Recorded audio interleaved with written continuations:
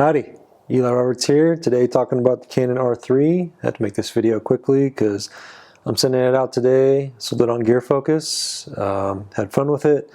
I've had it since June. I photographed a lot of weddings, elopements, families, portraits, headshots, engagements on it, and even shot a music video on it.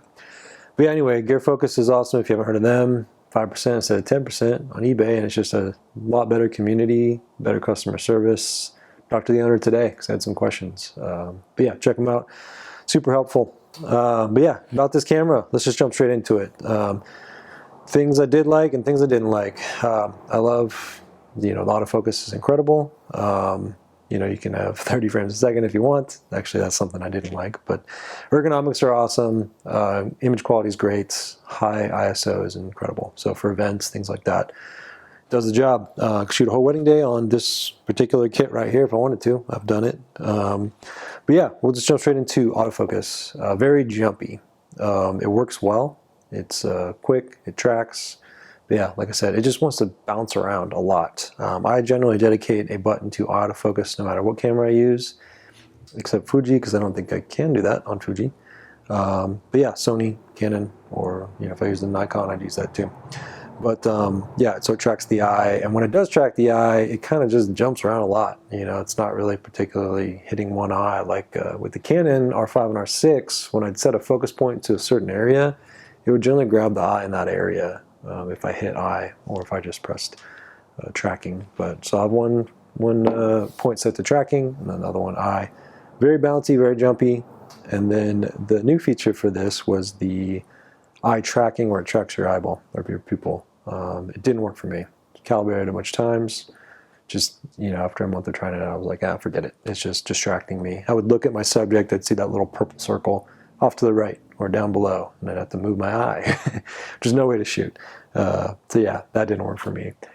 Ergonomics, thing's huge. I mean, it's not heavy. It's not much heavier than this camera, the R5 or the R6, but a little bit. But it is just a lot larger. Not as big as a 1DX or something like that, but it allows you to work with these lenses a lot better, like the big ones. The 24 or 28 to 70 and the 70 to 200, or the 100 to 500. Just a little more manageable, handheld. You start to get a little bit of like where your wrist starts to twist on this one. I do have a pinky grip to help, but yeah, big lenses, big camera helps, but it is much larger. You can see there. So you're gonna have to kind of go camera bag shopping. I've got bags that fit it, but yeah, something you're gonna think about. Buttons galore. I love where the on-off button is. The front buttons are great. I don't generally turn because then my muscle memory is off with this wheel in the back. But I'll, shoot like this, try not to hit anybody with my elbow. But yeah, so ergonomics are great, just other than that, it's size. That's one of the ticks against it, I guess, to where I kind of got over having two cameras all the time, one being larger and just a little different. So generally when I shoot, I like to shoot a full wedding season with two of the same camera, if not three, for my second shooter if possible. But yeah, generally like that. Same cameras, I don't think about what I'm doing. I'll always mix in, of course, the GFX 100S, but that's a whole different story. Image quality is amazing. Compared it to the GFX 100S and the R5 and the R6.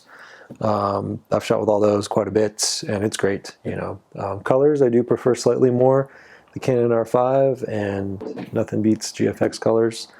But yeah, they're great. Image quality is awesome. You can crop, still get some great stuff. 24 megapixels, high ISO. It's great. 10,000 ISO, gonna do a good job for sure. You can shoot 10,000 with R5, but it's gonna start to get a little more grain. Of course, you are zooming in more. You got more pixels, so when you print, who knows what that looks like? Should do a test on that.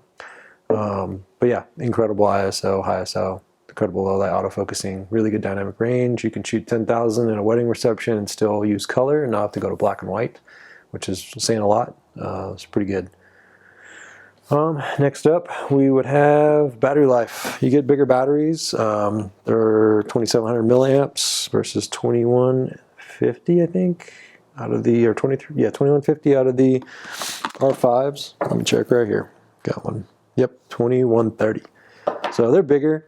They do last longer. I'll still burn one up in a wedding day, if it's a long wedding day, but it's nice to go further, you know, and have the dual charger and 2 batteries to be able to just pop it on a charger at night, move on, go to bed, wake up, go to the next shoot. Quirks. I said the EVF, doesn't work for the EVF's great, but that eye tracking doesn't work. The touch kind of like infrared sensor on the back of the AF on button, too jumpy, didn't work for me. Your hand falls there, so you're always moving the focus point accidentally. So I just used the little nub thing here, joystick, works great, love it. Same as the R5, and you get 2 if you did move your hand.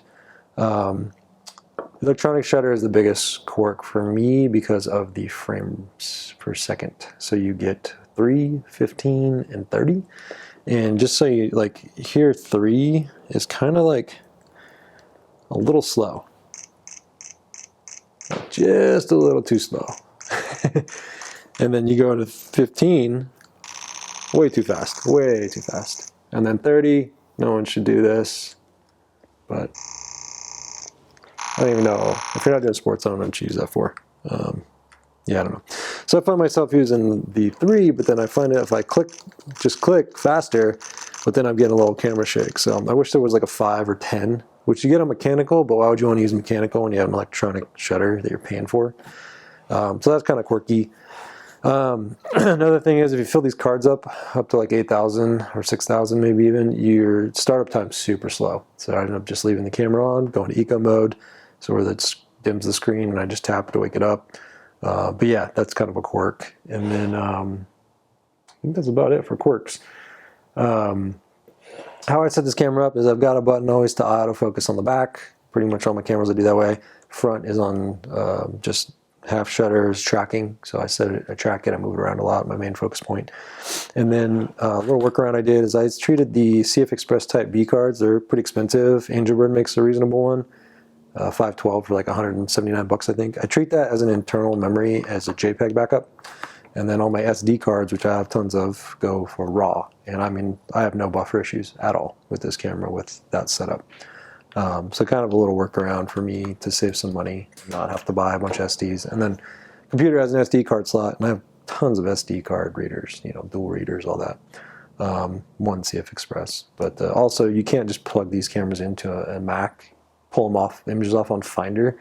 So you have to like plug it in, go through Lightroom, which is a little bit of a hang up, a little slower, sometimes kind of weird, sometimes doesn't show up. But yeah, so that's how I set this camera up. Yeah, reasons I won't keep it is because it's too big. You know, this focus is great. Like, this is all I need.